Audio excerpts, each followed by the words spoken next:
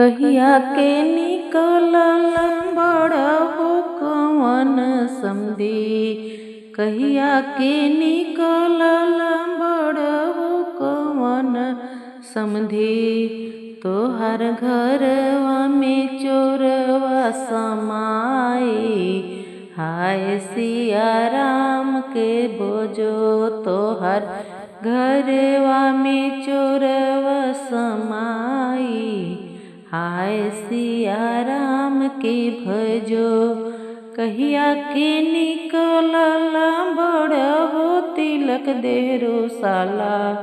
कहिया के निकलल बड़हु तिलक देहरो साला। तोहर घरवा में चोरवा समाई। हाय सिया राम के भजो। तोहर घरवा में चोरवा समाइल। हाय सिया राम के भजो। अन धन सोनवा चोरवा कुछु न चोरई है हो। अन धन सोनवा चोरवा कुछु न चोरई हन हो। तोहर बहिनी के धरियन अकवारी। हाय सिया राम के भजो। तोहर बहिनी के धरियन अकवारी। हाय सिया राम के भजो। गहिया से घर में से निकलल हो कवनी सरवा। कहिया के घर में से निकलल कवनी सरवा।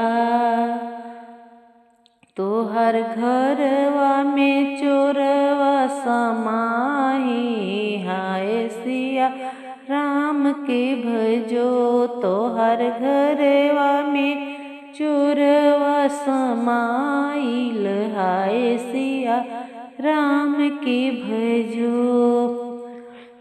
अन धन सोनवा चोरवा कुछु न चोरई है हो।